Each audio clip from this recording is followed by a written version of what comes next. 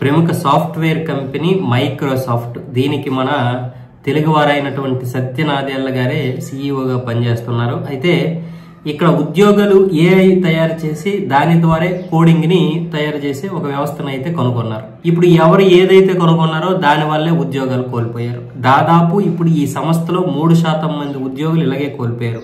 3% మంది అంటే దాదాపు 6,000 మంది. ఈ 6,000 మందిలో ముఖ్యంగా వాషింగ్టన్ లో ఉన్నటువంటి కంపెనీలోనే 40% మందిని తీసేశారు. వాషింగ్టన్ ఆఫీస్ లో తొలగించిన 40% ఉద్యోగుల్లో సాఫ్ట్వేర్ ఇంజనీర్లు ఎక్కువగా ఉన్నారు. ఏఐ సాధనాల వినియోగాన్ని, వాటిపై ఆధారపడటాన్ని పెంచాలని వారికి సంస్థ యాజమాన్యం కొన్ని నెలల క్రితం సూచించినట్లు తెలుస్తోంది. దాంతో వారు పలు ఏఐ వ్యవస్థలను రూపొందించారు. ఆ వ్యవస్థలతోనే ఇప్పుడు వారి ఉద్యోగాలను సంస్థ భర్తీ చేయడం గమనార్హం.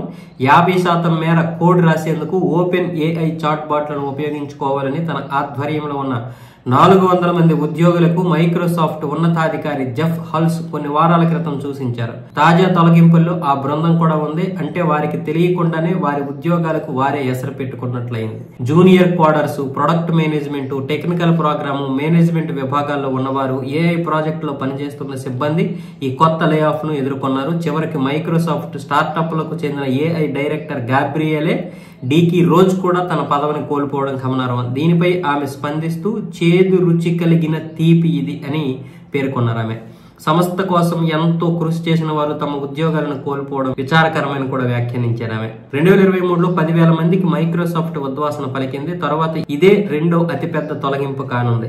మార్కెట్ లో పై చేయి సాధించేలా సంస్థను ఉత్తమంగా ఉంచేందుకు అవసరమైన సంస్థాగత మార్పులను అమలు చేస్తూనే ఉంటాం అని ఈ లే ఆఫ్ లపై మైక్రోసాఫ్ట్ ప్రతినిధి ఒకరు స్పందించారు. అంటే వాళ్ళని వాళ్ళు సమర్థించుకున్నారు. ఎవరైనా అంతే, ఏ సంస్థ అయినా సరే ఉద్యోగులు తీసినప్పుడు తనను తాను సమర్థించుకుంటుంది. ఉద్యోగాలు తీయడానికి ప్రధాన కారణం ఏంటంటే మార్కెట్లో ఉన్నటువంటి ఈ పోటీతత్వాన్ని ఎదుర్కోవాలి. ఇప్పుడు ఉన్నటువంటి ఏఐని వాడుకుని ఎవరైతే సంస్థ ఉద్యోగులు అయితే తయారు చేశారో ఏఐ వ్యవస్థని, ఇప్పుడు వాళ్ళే ఆ యొక్క వ్యవస్థని రూపొందించడం వల్ల ఉద్యోగాలు కోల్పోయారు. అంటే తప్పదు, ఇంకా అవి తయారు చేయకపోయినా ఉద్యోగాలు కోల్పోవాల్సి వస్తుంది. ఇప్పుడు అవి తయారు చేసినా కోల్పోయారు. ఈ మిగతా వాళ్ళు ఎవరైతే ఉన్నారో దాదాపు 95% మంది ఉద్యోగులు ఇంకా ఎంత భయంకరంగా ఉంటారు. వాళ్ళు కూడా ఇప్పుడు ఏఐల వల్ల ఎంత భయపడతారో ఉద్యోగాలు పోతాయేమోనని.